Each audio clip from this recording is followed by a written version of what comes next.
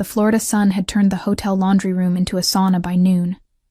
Sweat trickled down my spine as I stripped another king-sized bedsheet from the industrial washer, the fabric still steaming hot against my already raw fingers. 6 hours into my shift, and I had another 6 to go. The familiar ache had settled into my lower back, that constant companion that reminded me I was 28 and already feeling 40. Emmeline, table service called. Suite 1804 needs immediate turndown. VIP guest. Rosa's voice cut through the rhythmic thumping of the machines, her thick accent making the English words sound almost melodic. She was the head housekeeper, a woman who'd been at the Oceanus resort longer than most of the furniture. I wiped my forehead with the back of my hand, leaving a damp streak. I'm on laundry rotation today. Can't Maria? Maria called in sick. Again. Rosa's expression said everything about what she thought of Maria's third illness this month. You're the only one I trust with the penthouse suites. These guests. She lowered her voice, glancing around though we were alone. They're important. Greek businessmen. Very particular. Greek businessmen. That meant money. Real money. The kind that left generous tips if you were invisible enough, quick enough, perfect enough. And I needed every dollar I could get. I'll finish this load and head up, I said, already calculating how much I could reasonably add to Aaron's college fund this month. My niece deserved better than the cramped 2-bedroom apartment we shared in Little Havana, better than second-hand uniforms and bargain bin groceries, better than a life shaped by my sister's mistakes and my desperate attempts to fix them. The memory hit me without warning, as it often did. Sarah's voice on the phone, slurred and distant. I can't do this anymore. She's better off with you. Then nothing. 3 years of nothing, except the occasional postcard from whatever city she'd run to, whatever new life she'd tried to start while running from the old one. I shook off the thought and focused on the sheet I was folding. Clean lines, crisp corners, perfect. Everything had to be perfect. 30 minutes later, I pushed my cart toward the elevator reserved for staff, my freshly pressed uniform still somehow managing to look worn despite my best efforts. The Oceanus resort catered to a certain clientele, the kind who flew private, who had people to handle their situations, who moved through the world with the casual certainty of those who'd never had to worry about rent. The elevator climbed smoothly toward the 18th floor, the highest in the building, where the penthouse suites offered private balconies overlooking the Miami coastline. I'd cleaned these rooms 100 times, touched silk sheets worth more than my monthly salary, organized closets full of designer clothes I'd never be able to afford. It should have felt normal by now. It never did. The hallway on the 18th floor was eerily quiet, the thick carpeting muting even the sound of my cartwheels. I checked my watch, 3:47 p.m. The turn-down service wasn't usually requested this early, but Rosa had said they were particular. Rich people and their particular needs. Suite 1804's door was slightly ajar. I hesitated, my hand hovering over the handle. Resort policy was clear. Announce yourself, knock 3 times, wait 30 seconds, knock again. Never enter without confirmation, especially not when the door was already open. But I could hear voices inside. Raised voices. Angry voices. Told you the shipment was delayed. What do you want from me? Blood? The accent was thick. Greek, maybe. The English words wrapped in something ancient and Mediterranean. I want you to do your job, Dimitris. This voice was different, colder, controlled. The kind of voice that didn't need to shout to convey threat. When I say 3 days, I mean 3 days, not a week, not when it's convenient. 3 days. My better judgment screamed at me to back away, to radio Rosa, to let someone else handle whatever was happening behind that door, but I'd already been seen by the security camera down the hall. If I left now, it would be noted. Questioned. And I couldn't afford questions. Couldn't afford anything that might jeopardize this job. I knocked. 3 sharp raps against the doorframe. The voices stopped abruptly. "Housekeeping," I called, keeping my voice professionally cheerful, despite the unease crawling up my spine. "Turn down service." Footsteps approached. The door swung open fully, and I found myself looking at a man who made every instinct in my body simultaneously scream danger and safety in equal, confusing measure. He was tall, well over 6 feet, with the kind of build that spoke of regular workouts and careful attention to physical perfection. Dark hair, almost black, cut short but with just enough length to show a slight wave. His eyes were the color of aged whiskey, a warm amber gold that seemed entirely at odds with the cold assessment in his gaze. He wore a white dress shirt, sleeves rolled to his elbows, revealing forearms corded with muscle and marked with a tattoo I couldn't quite make out. The shirt was unbuttoned at the collar, showing a hint of tanned chest and a gold chain that glinted in the late afternoon light. He looked like money, and Danger had a baby and dressed it in designer clothes. "Turn down service?" His voice was the same controlled one I'd heard through the door. Up close, it had a texture like expensive whiskey and dark chocolate. "It's not even 4 o'clock. "I apologize for the timing, sir. The front desk indicated you requested early turndown." I kept my eyes down, the way Rosa had taught me. "Don't make eye contact with the VIPs. Don't give them any reason to remember you exist." I requested no such thing. He didn't move from the doorway, effectively blocking my entry. Behind him, I could see another man, younger, slightly less polished, pacing near the floor-to-ceiling windows that overlook the ocean.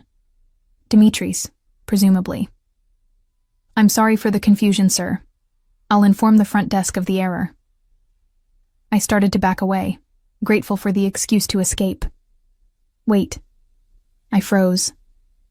He studied me for a moment, those amber eyes traveling over my face with an intensity that made me feel simultaneously exposed and invisible. Whatever he was looking for, he seemed to find it, because his expression shifted almost imperceptibly. Less cold, marginally less threatening. "You heard us arguing." It wasn't a question. My heart hammered against my ribs.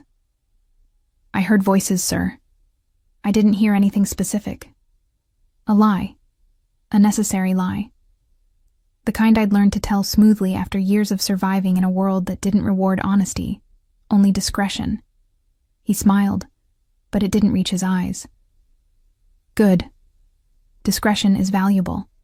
He pulled something from his pocket, his wallet, and extracted several bills. Hundreds. 3 of them. He held them out to me.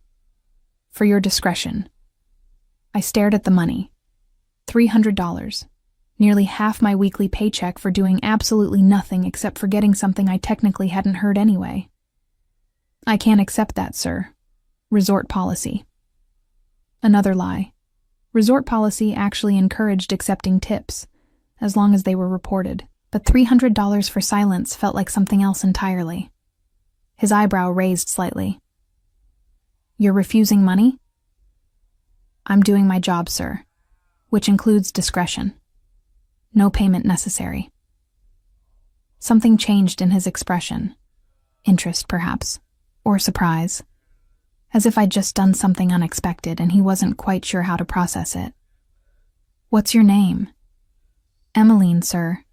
Emmeline Silver." "Emmeline." He said it slowly, tasting each syllable. "Greek origin. It means rival or emulating." I blinked, surprised. I didn't know that." Your parents had interesting taste in names." He tucked the money back into his wallet, but pulled out a business card instead. "Philippos Markou. I'm here for the week. If I need anything at all, I want you handling it. Not the front desk. You." I took the card automatically, though every alarm in my head was screaming that this was exactly the kind of attention I didn't want. "Of course, Mr. Markou. I'll inform the housekeeping supervisor." "No." His voice was firm. "You specifically. Is that understood?" What was I supposed to say? This man radiated the kind of authority that made no feel dangerous. "Understood, sir." "Good." He stepped back, finally giving me space to enter with my cart. "You can do the turndown now. Dimitris and I are finished with our discussion." The last words were delivered with a pointed look at the younger man, who'd gone very still near the windows. I entered the suite, hyper-aware of both men watching me as I moved through the familiar routine. Fresh towels in the bathroom, mints on the pillows, curtains adjusted just so. The whole time, I could feel Philippos Marcou's eyes on me, tracking my movements with an intensity that made my skin prickle. Dimitris left while I was working, muttering something in Greek I didn't understand. Philippos responded in the same language, his tone leaving no room for argument. When the door clicked shut, I was alone in the suite with a man who just offered me hush money and made it clear he expected me to be at his personal beck and call. I should have been terrified. Instead, I just felt tired. "You have a child." Again, not a question. How did he know that? I turned to find him standing near the window where Dimitris had been, hands in his pockets, silhouetted against the Miami skyline. "A niece. I'm raising her." "How old?" 8. Why was I answering? Why was I standing here making conversation with a man who was clearly involved in something I wanted no part of? "That's a significant responsibility. She's worth it." He nodded slowly, as if I'd just confirmed something important. "The father?" "Not in the picture.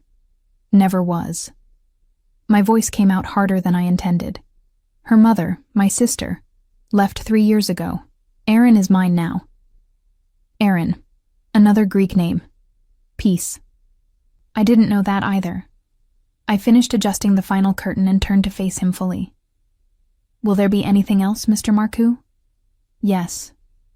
He moved closer, and I had to resist the urge to back away. Not threatening exactly, but definitely in my personal space. "I want you to understand something, Emmeline. I value loyalty and discretion above almost everything else. The men I work with, the business I conduct, it requires a level of trust that's rare. Do you understand? I understand you want me to forget what I heard today.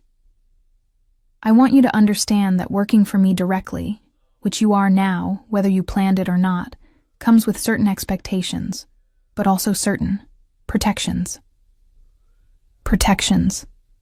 The word hung between us, loaded with implications I didn't want to examine. "I'm just a housekeeper, Mr. Marcoux." "No." His smile was dangerous.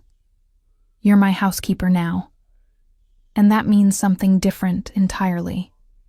I left the suite with his business card burning a hole in my uniform pocket, and the distinct feeling that my life had just taken a turn I hadn't asked for and couldn't reverse.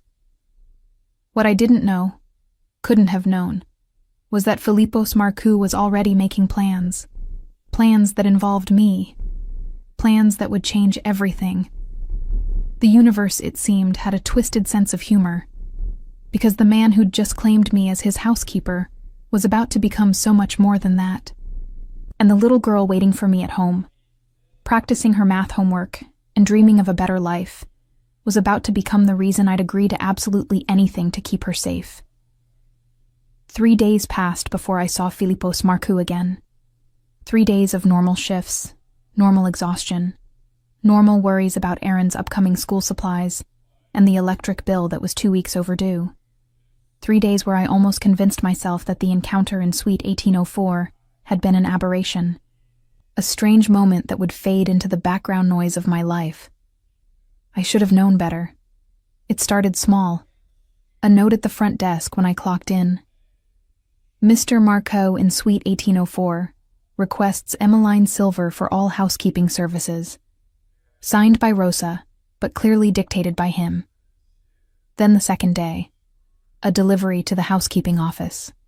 A box addressed to me specifically. Inside, the most expensive work shoes I'd ever seen.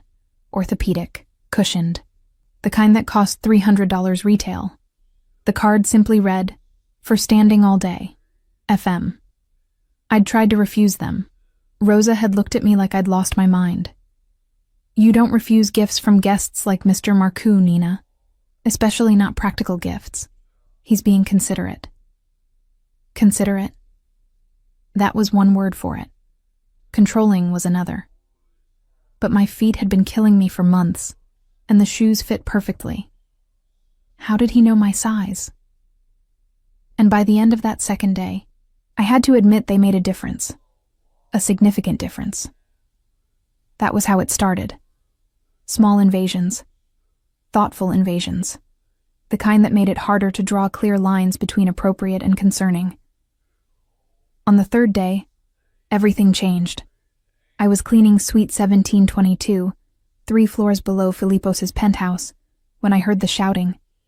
Mr. Castellano, a regular guest who owned a chain of luxury car dealerships, was notorious for his temper. Usually, he directed it at the front desk staff or the restaurant waiters. Today, apparently, his target was one of the young housekeepers. Are you stupid?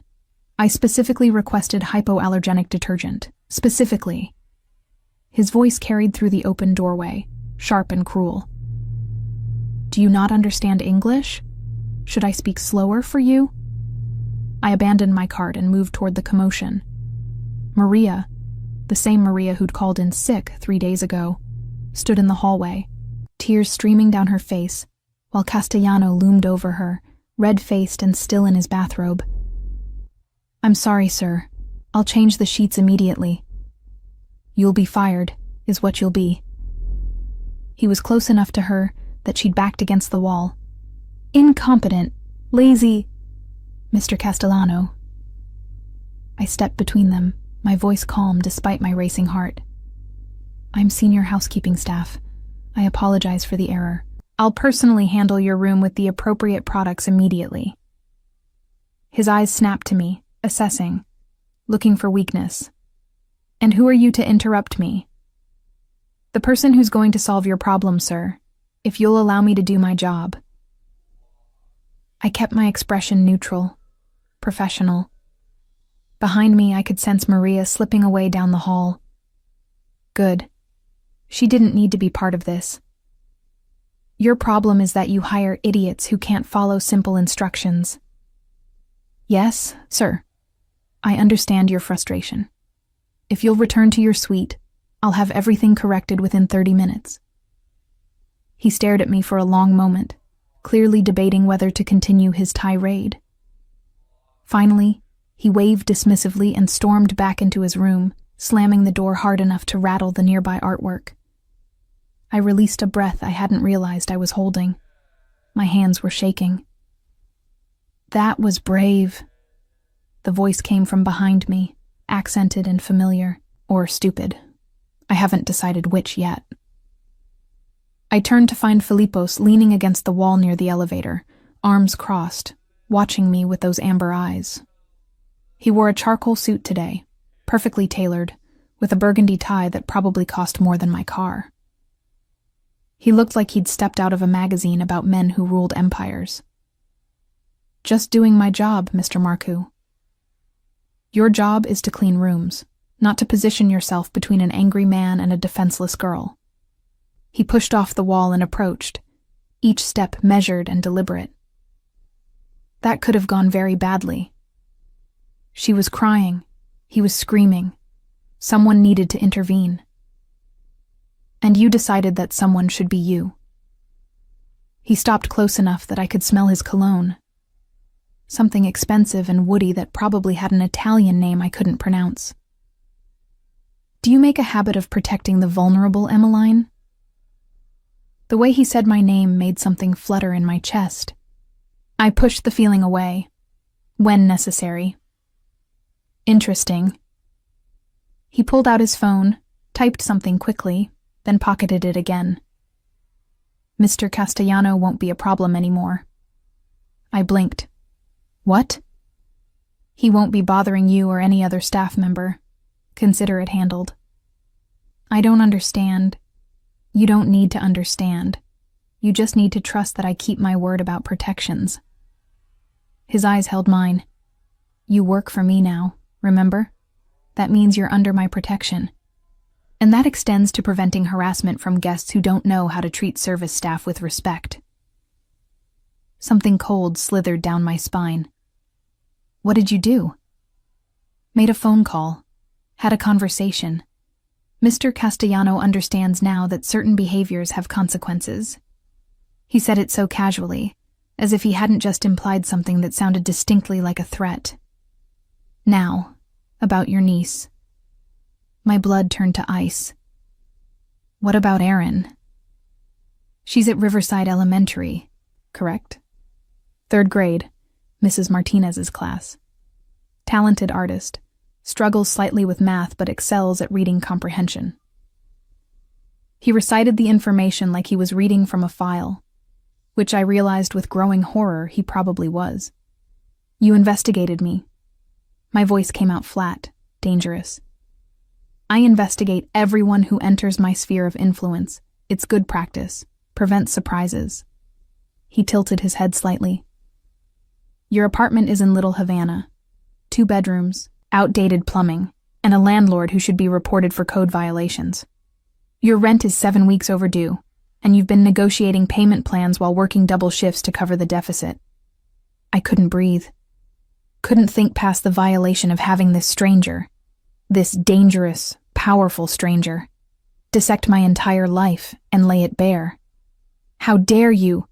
I dare, because I need to know who I'm trusting. His expression was unreadable.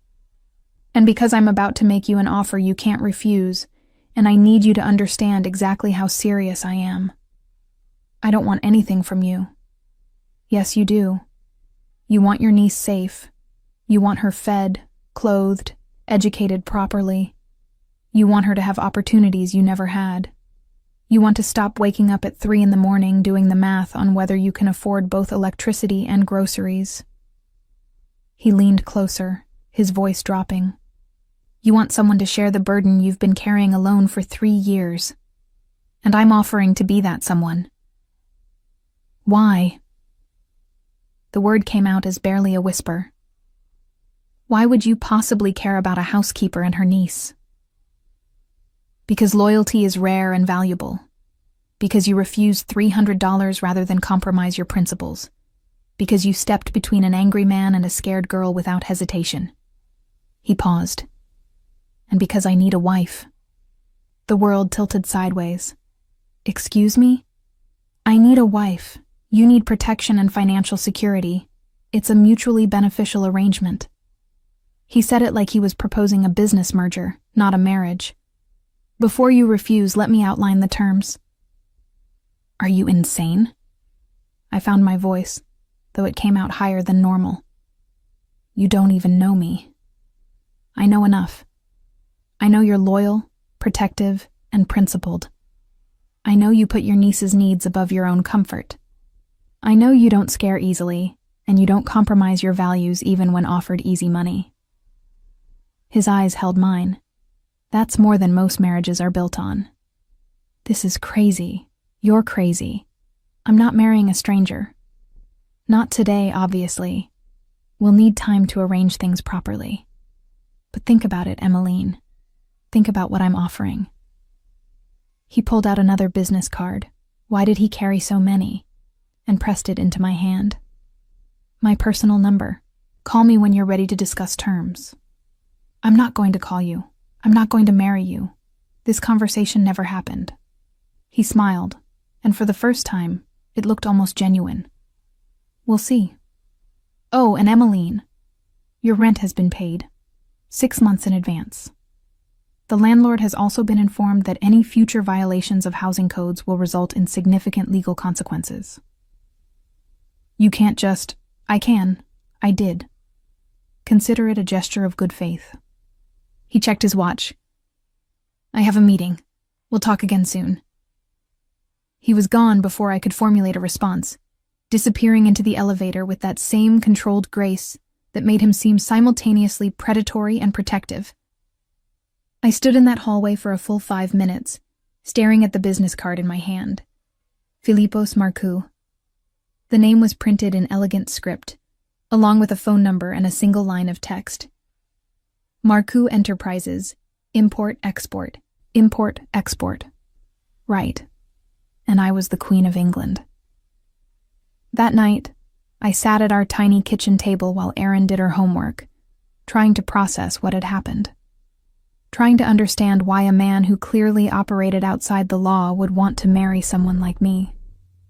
Trying to figure out if I was terrified or relieved that someone, anyone, had offered to help carry the weight I'd been shouldering alone. Aunt Emmy? Erin's voice pulled me from my thoughts. Are you okay? You look sad. I forced a smile. Just tired, sweetheart. How's the math homework? Hard. She pushed the paper toward me, her small face scrunched in concentration. I don't understand fractions. I pulled her onto my lap, breathing in the strawberry scent of her shampoo. Let me help. We'll figure it out together. We always figure it out together, she said, her voice absolutely certain. That's what you tell me. We're a team.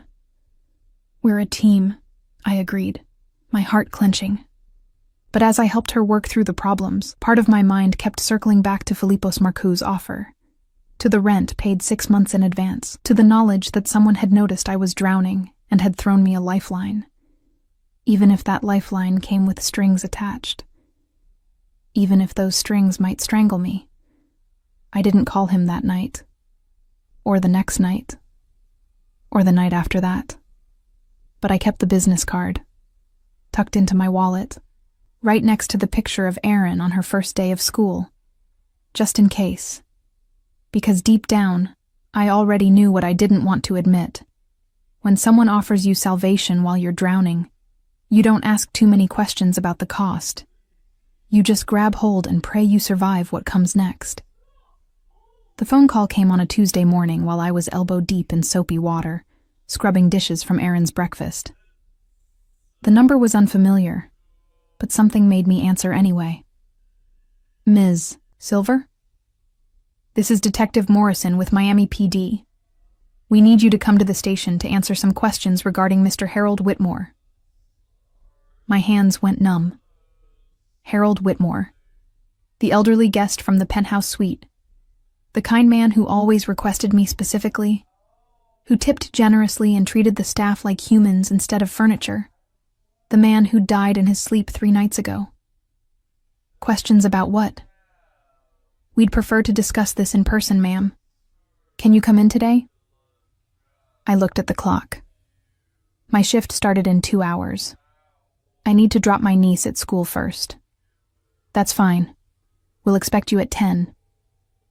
The line went dead. My first call was to Rosa, explaining I'd be late. My second call, made with shaking fingers, was to the number on the business card I'd been carrying for 6 days. Filipos answered on the first ring. Emmeline, how did you know it was me? I've been waiting for you to call. There was satisfaction in his voice. What do you need? The police want to question me about a guest who died, Harold Whitmore. I don't understand why. Don't say anything else. Not on this line. His voice sharpened. Where are you? Home. Stay there. I'm sending someone to pick you up.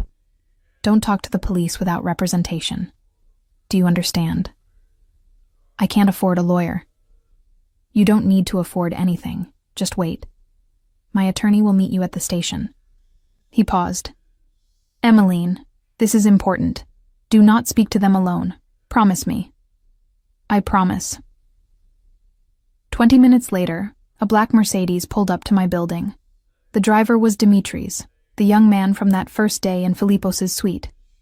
He didn't speak during the ride to the police station, but he handed me a business card for Alexander Stavros, Eskians, with an address that put his office in one of Miami's most expensive districts. The attorney was waiting when we arrived, a man in his 50s with silver-streaked hair and the kind of calm authority that came from winning battles in courtrooms.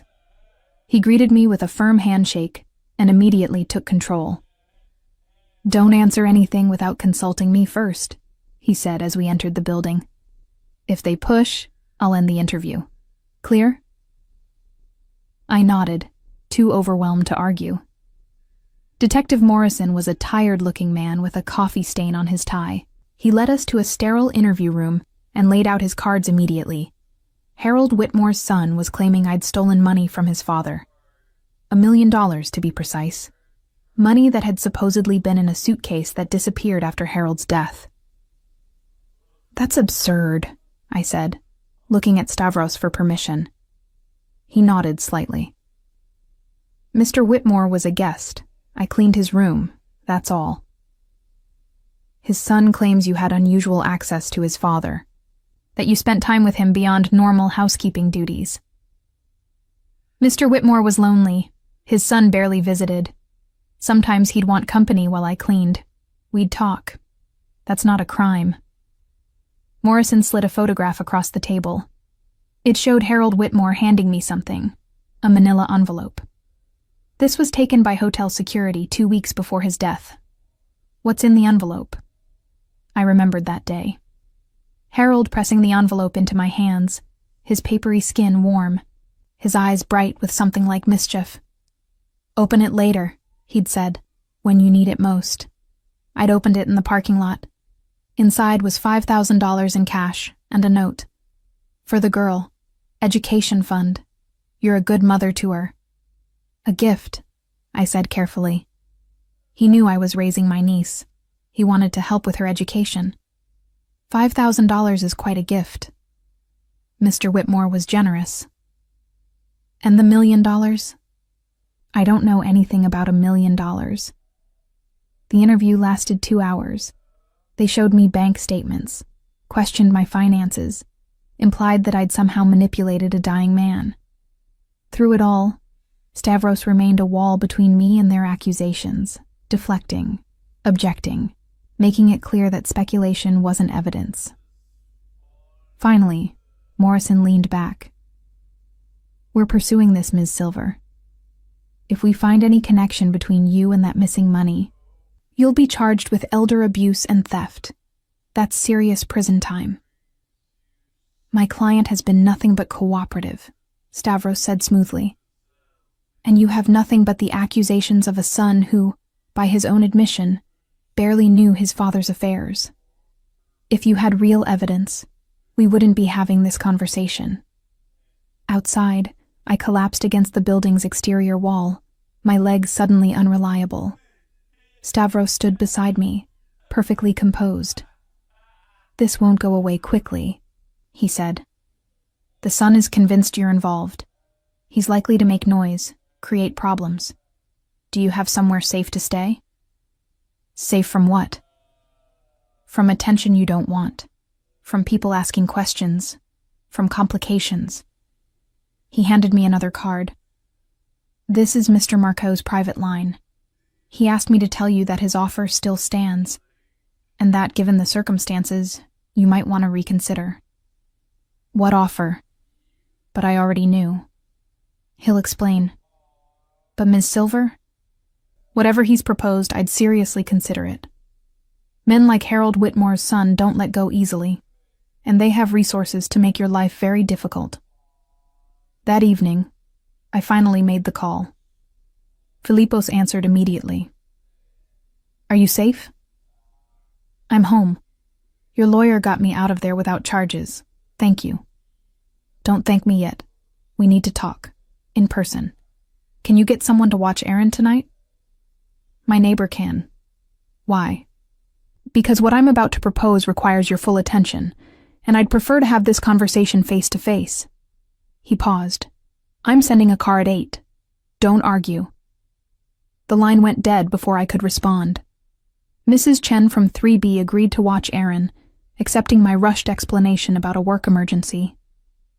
I changed out of my housekeeping uniform into the nicest dress I owned, a simple navy blue sheath that I'd bought for my sister's wedding years ago. It felt inadequate somehow, like showing up to a boardroom meeting in pajamas. The car arrived precisely at 8. Dimitri's again, still silent, but less intimidating now. He drove me to a restaurant I'd only seen from the outside. Poseidon, an exclusive Greek establishment where reservations were booked months in advance. Philippos was waiting in a private room at the back, away from the main dining area. He stood when I entered, and I was struck again by how his presence seemed to fill whatever space he occupied. Tonight, he wore a black suit with a charcoal shirt, no tie, the top button undone. He looked dangerous and expensive, and entirely too handsome for my peace of mind. "Sit," he said, gesturing to the chair across from him. "Have you eaten?" "I'm not hungry." "You will be. The food here is exceptional." He poured wine into my glass despite my protest. "First, let's address the situation with Whitmore's son. He's going to continue pushing this investigation. He believes his father was manipulated, and he's determined to find someone to blame. I didn't take anything from Harold. He gave me that money for Aaron's education. That's all." "I believe you. But belief doesn't matter in situations like this. What matters is evidence, narrative, and power. Whitmore's son has the first two. I have the third." He leaned back, studying me. "Which brings us to my proposal. Marriage." The word felt foreign on my tongue. "A contract marriage, to be precise. Mutually beneficial. You get protection from Whitmore's accusations, financial security for yourself and Aaron, and the backing of my name and resources. I get a wife, which I need for business reasons that I won't bore you with tonight." Business reasons. My world, the world I operate in, values family, tradition, stability.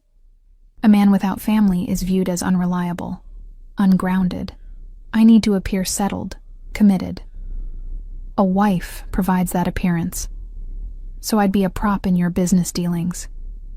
His eyes flashed. "You'd be my wife. There's a significant difference. You'd have my protection, my loyalty, and my commitment to your well-being and Aaron's.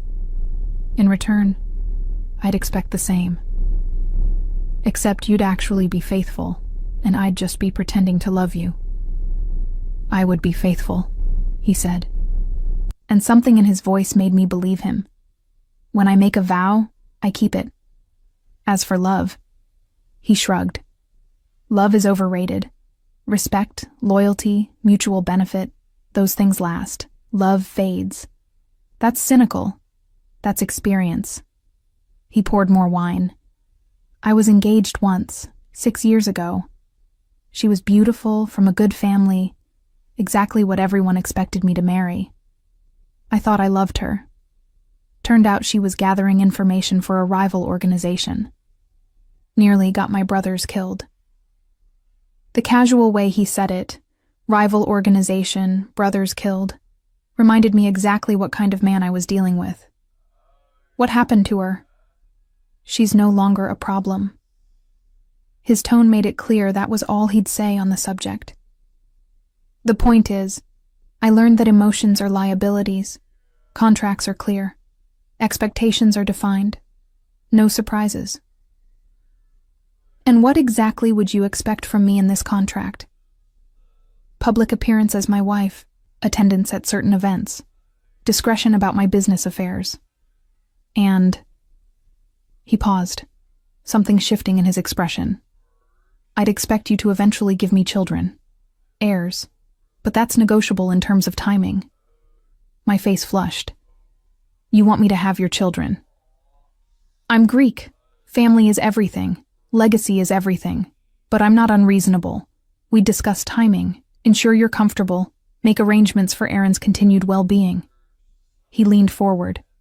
"I'm offering you the world, Emmeline. Security, protection, opportunities you've never had. All I'm asking in return is loyalty and the appearance of a committed marriage. For how long?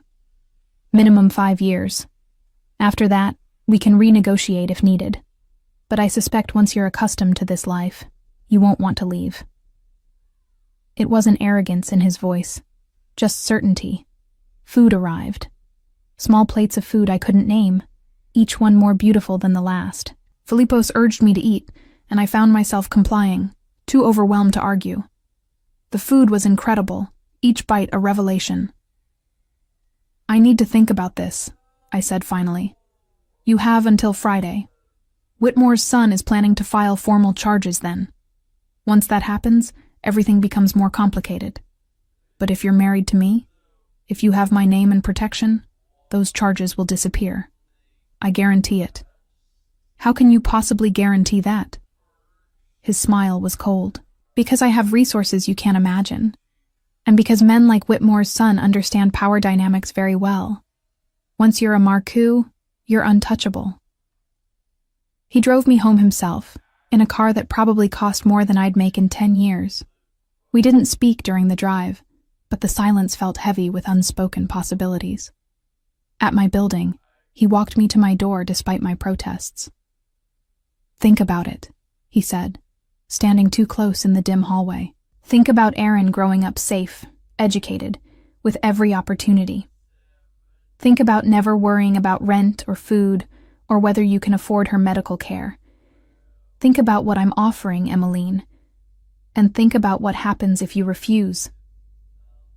That last line sent ice through my veins. Is that a threat?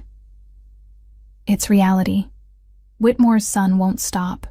The investigation will continue. Your life will be scrutinized, and I won't always be able to help if you're not under my protection. He touched my face, his fingers gentle despite the hardness in his eyes.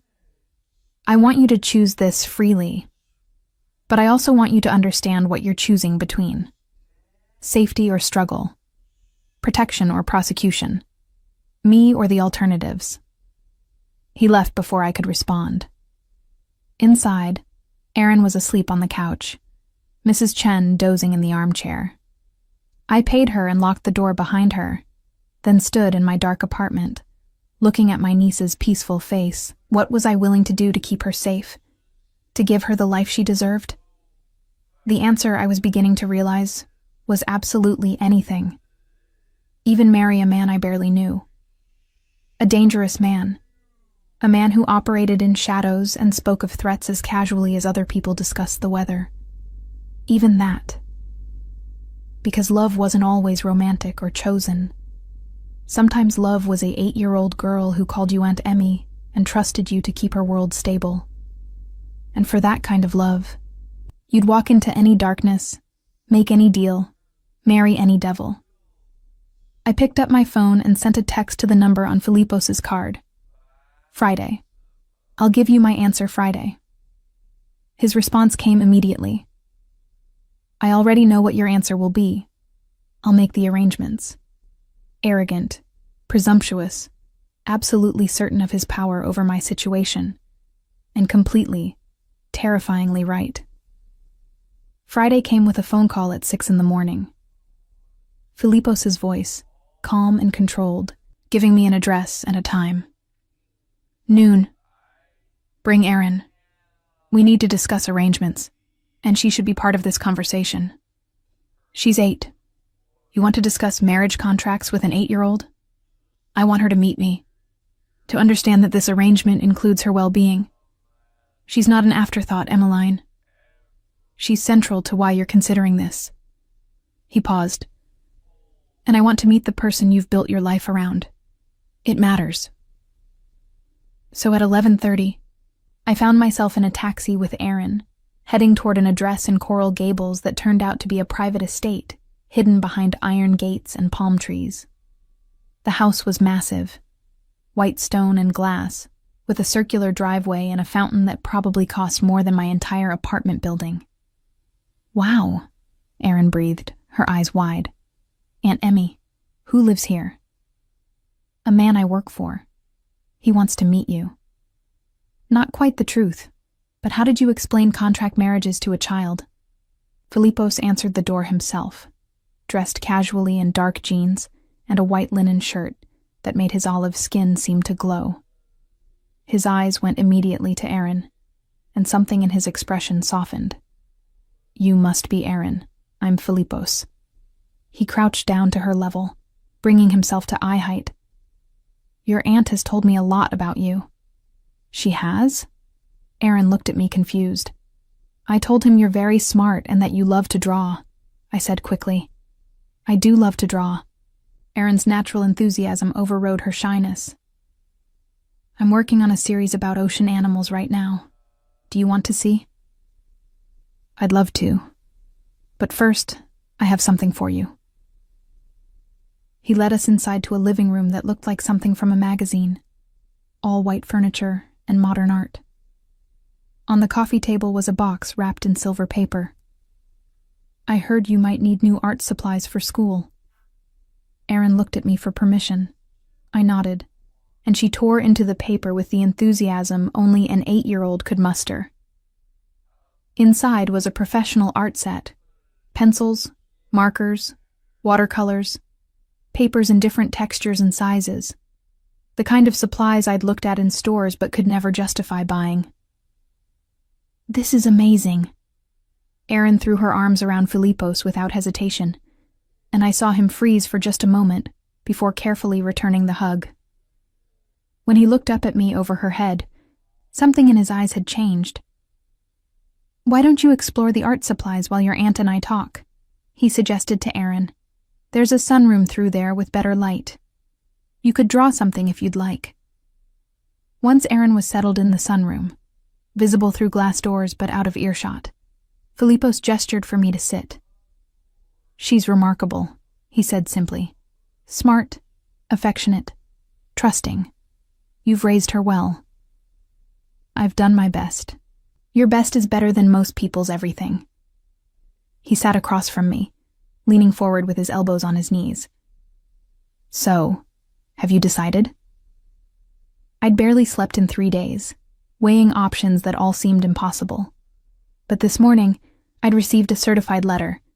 Formal notice that Whitmore's son was pursuing criminal charges. Theft, elder abuse, fraud. My court date was set for 3 weeks out. Yes, I said quietly. I'll marry you. He didn't smile or gloat, just nodded as if confirming something he'd already known. Good. There are terms we need to discuss. He laid it out methodically. The wedding would be in 2 weeks. Quick, but not suspiciously so. I'd move into this house immediately after with Erin. A private school had already been contacted about enrollment for her. I'd have access to accounts, credit cards, whatever I needed. In public, we'd present as a devoted couple. In private, I'd have my own suite of rooms until I was comfortable with more. More meaning what? I asked, though I knew. Meaning the physical aspects of marriage. I told you I want children eventually, but I'm not going to force anything, Emmeline. When you're ready, you'll come to me. Until then, we'll maintain separate bedrooms. How generous. The words came out sharper than I intended. His eyes flashed. It is generous. Many men in my position wouldn't give you the choice. But I don't want a wife who flinches when I touch her. I want someone who comes to me willingly. I'm willing to wait for that. And if I never come to you willingly, you will. Again, that absolute certainty. Because despite what you think, there's attraction between us. You feel it. I feel it. And once you're no longer exhausted and terrified, once you're settled and safe, you'll acknowledge it. He wasn't wrong. I hated that he wasn't wrong. There was something magnetic about Filipos Marcoux, something that made my pulse quicken when he stood too close, or looked at me with those amber eyes. What about love? I asked. You said love doesn't matter. But what if I want it someday? What if this arrangement isn't enough?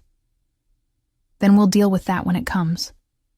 But Emmeline, I've seen more marriages built on love crumble than ones built on mutual respect and clear expectations. What I'm offering you is honest. No false promises, no romantic delusions. Just partnership. A business partnership. A life partnership. There's a difference. He stood and pulled an envelope from a drawer in the side table. This is the contract. Read it carefully. My attorney will review it with you if you'd like. If there's anything you want changed, we'll negotiate. I took the envelope, but didn't open it.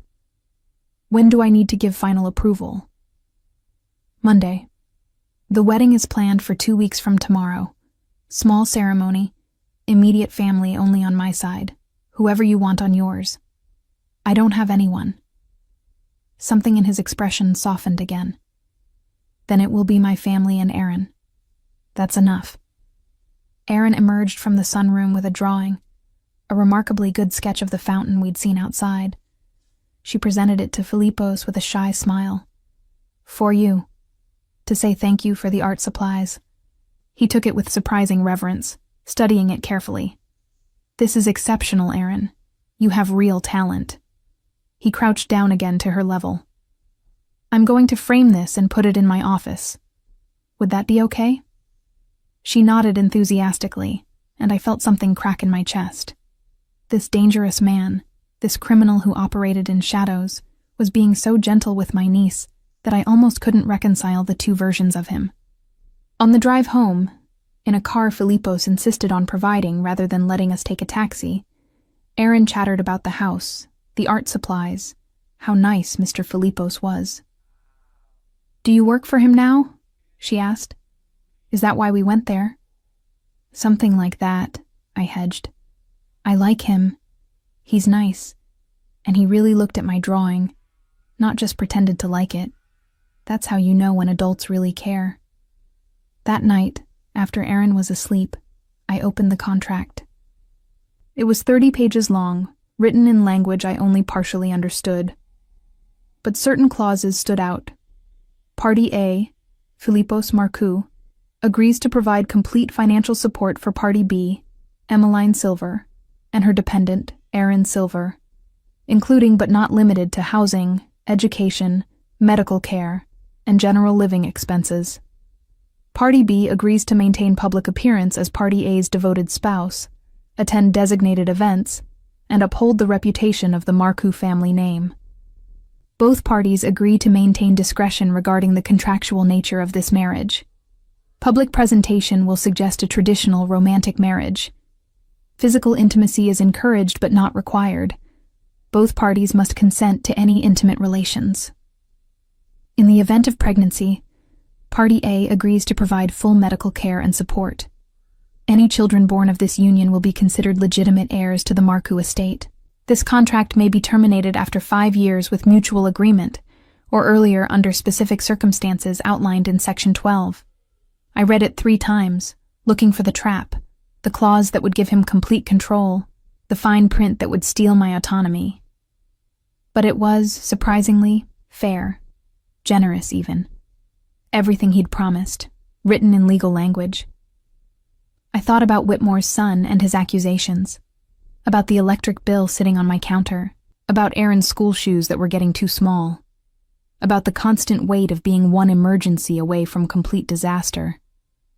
And I thought about Filipos's hands, gentle on Aaron's shoulders as he'd admired her drawing, about the way he'd crouched down to her level, made himself smaller, less intimidating, about the art supplies that said he'd actually listened when I'd mentioned her interests. Maybe this could work. Maybe a marriage built on honesty and mutual need was better than one built on lies and false romance. Maybe I could do this. Monday morning, I called the number on the contract. Filipos answered immediately. I'll sign it, I said, but I have one addition I want. Name it. If anything happens to me, anything at all, Aaron stays with you. You become her legal guardian. I want that in writing. Silence. Then, you're asking me to be responsible for her. I'm asking you to promise that she'll be protected no matter what. That even if I'm gone, she'll have what she needs. More silence. Finally. Agreed. I'll have the addendum drafted today. Emmeline? Yes? You're trusting me with something precious. I won't forget that. The line went dead. 2 weeks later, I stood in a private chapel wearing a dress I hadn't chosen. Silk, elegant, perfectly fitted because Filipos had somehow gotten my measurements. Aaron sat in the front row, beaming in her own new dress. Filipos's brothers flanked him at the altar, and a small group of people I didn't know filled the other pews. When the officiant asked if I took Filipos Marcu to be my husband, I looked at this stranger I was binding myself to and thought about all the ways this could go wrong. Then I looked at Aaron's hopeful face and thought about all the ways it might go right. "I do," I said. And just like that, I became Mrs. Filipos Marcoux. What I didn't know, what I couldn't have known, was that in 4 weeks, I'd discover I was pregnant. And everything I thought I understood about this arrangement would shatter completely. The nausea started 3 weeks after the wedding. I'd attributed it to stress, adjusting to the massive house, to Filipos's family who regarded me with polite skepticism, to the constant awareness that I was living a lie dressed up as marriage.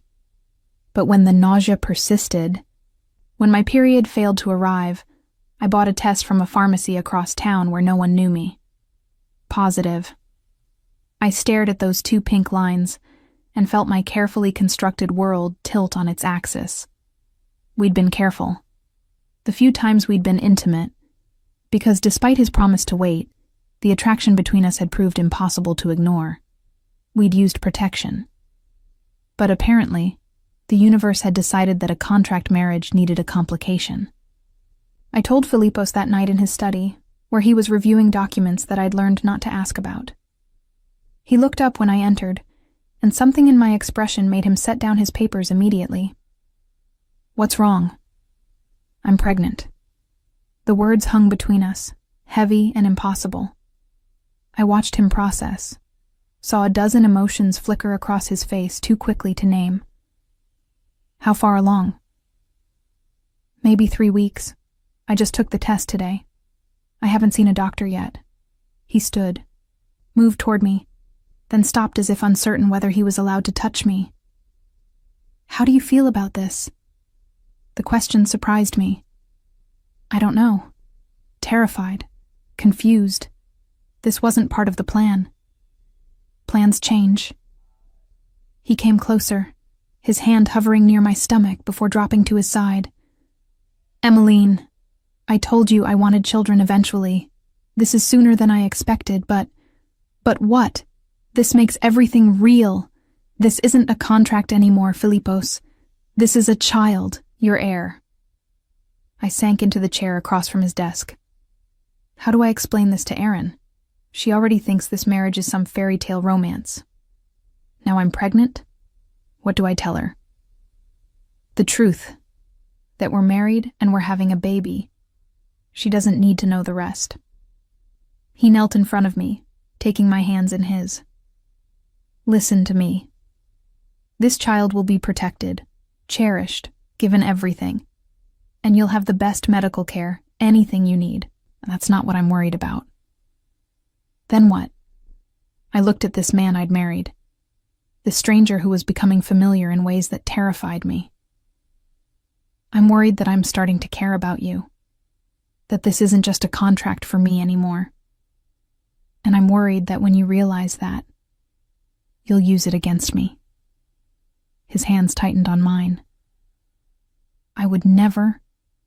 You don't know that. You said emotions are liabilities. What happens when I become an emotional liability?" "You won't." His voice was fierce. "Emmeline, I'm not going to hurt you. Not intentionally. Whatever this marriage started as, it's becoming something else. Can you not feel that?" I could. That was the problem. Every day in this house, every dinner where he asked about my day, every moment he spent with Erin teaching her chess or discussing her drawings, it was all dismantling my defenses. I was falling for my contract husband, and it was the most dangerous thing I could possibly do. "I need to call Dr. Papadakis," I said, pulling my hands from his. "Schedule an appointment. I'll come with you." "That's not necessary. I'm coming with you. Not a request. This is my child too, Emmeline. I want to be part of everything." The appointment was scheduled for the following Tuesday. Dr. Elena Papadakis was a cheerful woman in her 50s who'd been Filipos's family physician for years. She confirmed what the test had told me. Approximately 4 weeks pregnant, due late spring. "Everything looks good," she said, reviewing the ultrasound. "Healthy heartbeat, normal development." She paused, glancing between us. I'm happy for you both. Filipos, your mother will be thrilled. Filipos's mother. I'd met her once at the wedding. Katerina Marcu was a formidable woman who'd made it clear through every polite word and cold smile that she found me inadequate for her eldest son. The news of a pregnancy would either soften her or confirm her suspicions that I'd trapped him. We'll tell her this weekend, Filipos said, his hand finding mine as we looked at the ultrasound screen. That tiny heartbeat, that possibility of a person, made something in my chest constrict. That night, we told Erin over dinner. She stared at us, fork frozen halfway to her mouth. A baby? Really? I'm going to be a cousin? More than that, Filipos said gently. You'll be a big sister to this baby. You're part of our family, Erin. Completely. She launched herself at both of us, hugging us with the enthusiasm that made her presence in my life such a gift. This is the best news ever. Can we paint the nursery? Can I help pick out names? When is it coming? Her joy was uncomplicated, pure. For her, this was simply the natural progression of what she believed was a love story. She had no idea that the man I'd married was dangerous, that our marriage was built on necessity, that everything about our situation was complicated. And watching Filipos with her, seeing how he smiled at her excitement, how he answered her 1,000 questions with patience, I realized I wanted to protect that innocence for as long as possible. The news spread through Filipos's world quickly. His brothers congratulated me with genuine warmth. His business associates sent gifts, and his mother arrived at our house 3 days after we told her, her face an interesting mix of disapproval and obligation. Well, Katerina said, settling into the living room like she owned it. This is unexpected. Life is full of surprises, Filipos replied coolly. Indeed. She turned to me, her dark eyes assessing. You're feeling well? No complications? The doctor says everything is normal. Good. The Marcu line must continue strong. She paused, sipping the tea that had been brought to her. You understand what this means, don't you? This child will be groomed from birth to take over the family business eventually. There are expectations, traditions that must be honored. Mother. Filipos's voice held warning. I'm simply stating facts, Filipos. Your wife should understand what world her child will inherit. She looked at me again. Can you handle that, Emmeline? Can you raise a child in our world without flinching? I can handle anything required to keep my family safe, I said, meeting her gaze steadily.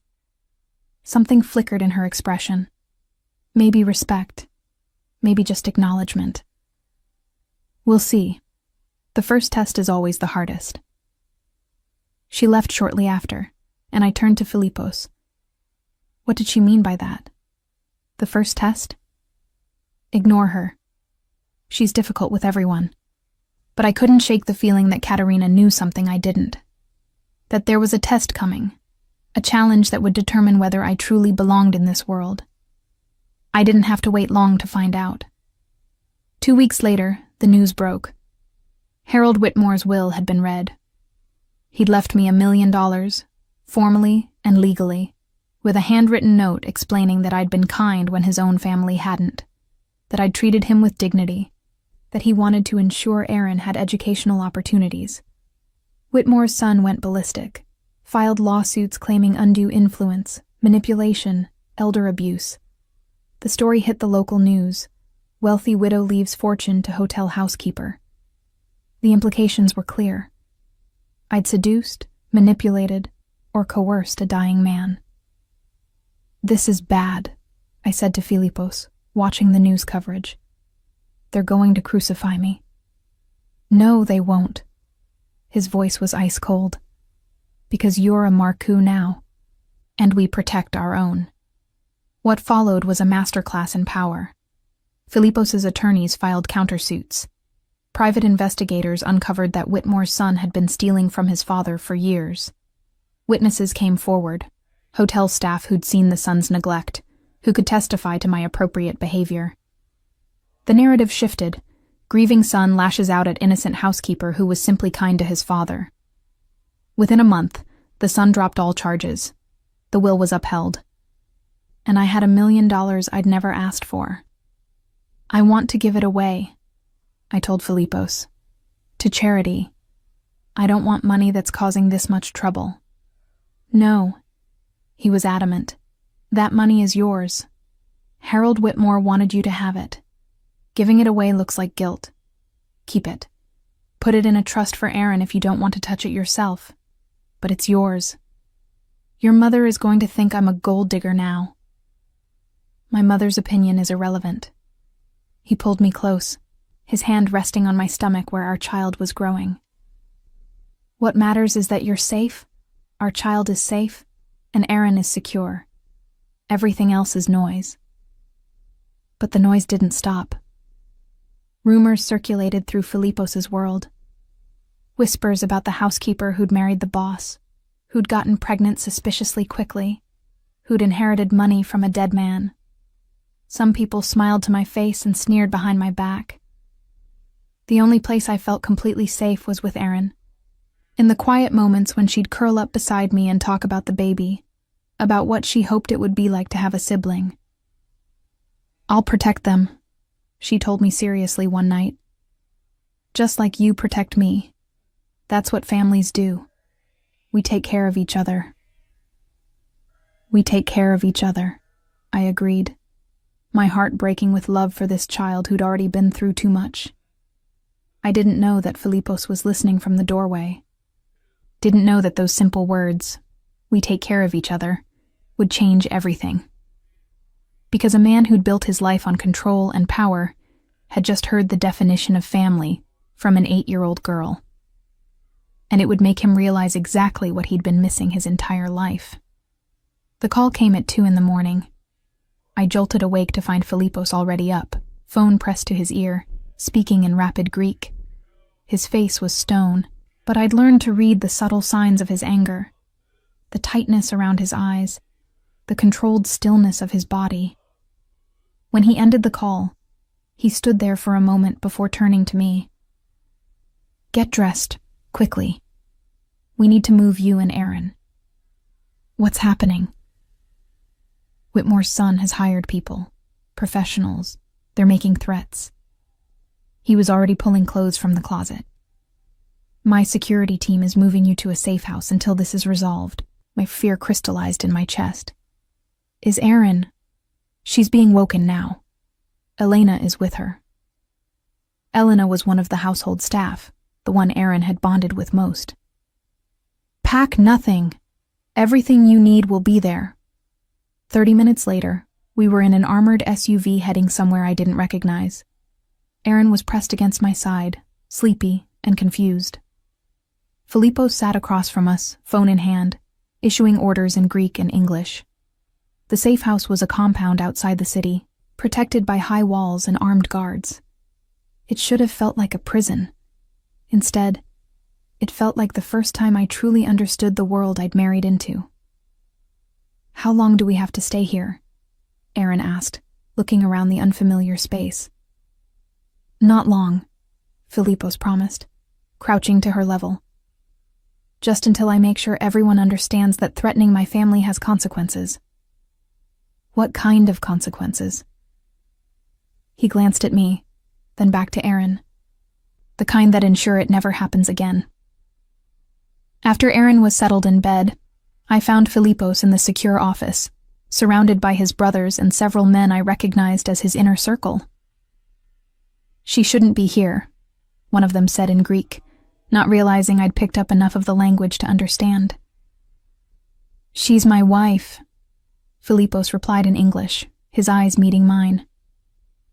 She has every right to know what we're dealing with, he explained. Whitmore's son had made connections with a rival organization, offering information about the Marcoux family in exchange for help dealing with me. The threat was real, professional, and immediate. What do you want me to do? I asked. Stay here. Stay safe. Let me handle this. He stood, moving toward me. Emmeline, I need you to understand something. The people making these threats, they're dangerous, but they're also making a fundamental error in judgment. What error? They think you're a weakness, a vulnerability they can exploit to get to me. His hand came up to cradle my face. They don't understand that you're not my weakness. You're my strength. And threatening you, threatening our child, threatening Aaron, that's not attacking my vulnerability. That's declaring war. The cold certainty in his voice should have frightened me. Instead, I felt something else. Safe. Protected. Certain that whatever was coming, Filipos Marcoux would handle it. He left that night, kissing me with an intensity that felt like a promise and a goodbye. His brothers went with him, and the compound went into lockdown. 3 days passed. Aaron and I fell into a strange routine. Reading, drawing, talking about the baby. Elena kept us company, never letting on that anything was wrong. But I could see the guards, hear the occasional updates being given to the security chief. On the 4th day, Filipos returned. He looked exhausted, a shadow of stubble darkening his jaw, his clothes slightly rumpled. But his eyes found mine immediately when he entered, and something in them had changed. "It's over," he said simply. "Whitmore's son is no longer a problem.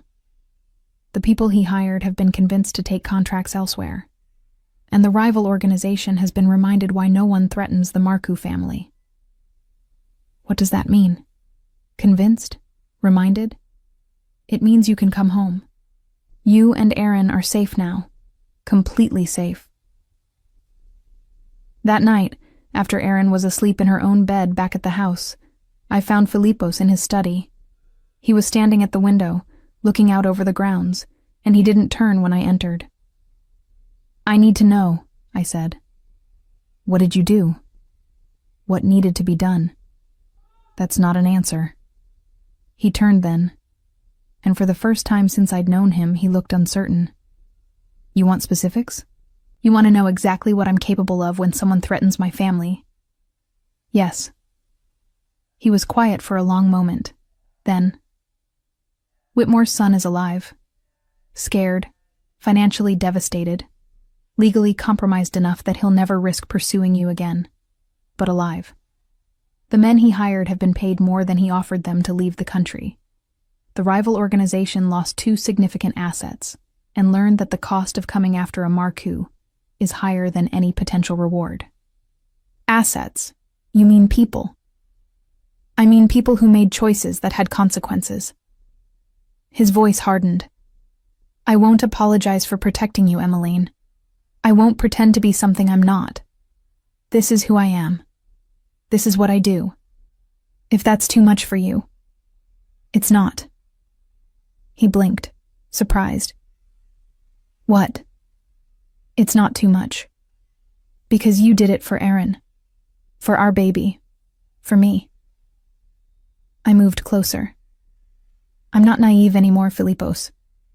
I understand your world now. I understand what being your wife means, and I'm choosing it. Fully. Not because of a contract or financial security, but because despite everything, despite the danger and the darkness and the moral ambiguity, I love you." The words hung between us, impossible and true. "You don't mean that," he said, but his voice was rough. "I do. I've been falling in love with you since you gave Aaron those art supplies. Since you made sure she felt included in our wedding. Since you came to every doctor's appointment for this baby. Since you looked at me like I was precious instead of convenient." I touched his face. "You're a criminal and a killer and probably going to hell. But you're also the man who checks on Erin's nightmares and asks about her drawings and promises to teach our son or daughter to be strong. So yes, I love you. Even knowing everything. Maybe because I know everything." He kissed me then, fierce and desperate, and when we finally broke apart, his forehead rested against mine. "I don't deserve you," he whispered. Probably not, but you have me anyway. I love you too. The words sounded like they'd been torn from somewhere deep. I didn't expect to. Didn't want to. But you and Aaron, you've made me want things I thought I'd never have. A real family. A home that's more than just a house. Someone to build something good with, even in the middle of all this darkness. 3 months later, our son was born. Alexandros Philippos Markou came into the world at dawn, screaming his displeasure at being evicted from his comfortable home. Philippos held him with the same careful reverence he'd shown Aaron's first drawing, and I watched a hardened criminal dissolve into a man overcome with love. He's perfect, he breathed. He's perfect, and he's ours. Aaron visited the hospital that afternoon, bringing a drawing she'd made of the three of us, her, me, and Philippos, with a tiny addition in a cradle. For Alexandros's room, she explained, so he knows he has a family who loves him. Katerina Markou came the next day, took one look at her grandson, and burst into tears. He looks like his grandfather, she said, her voice breaking. She turned to me, and for the first time, I saw something other than skepticism in her eyes. You've given my son something I didn't think he'd ever have. Thank you. For what? For softening him, for making him human again. She touched my hand briefly. Welcome to the family, Emmeline. Truly.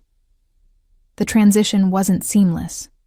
There were still moments when I felt out of place in Philippos's world, when the weight of knowing what he did, what he was, pressed down on me. But there were more moments when I felt exactly where I belonged.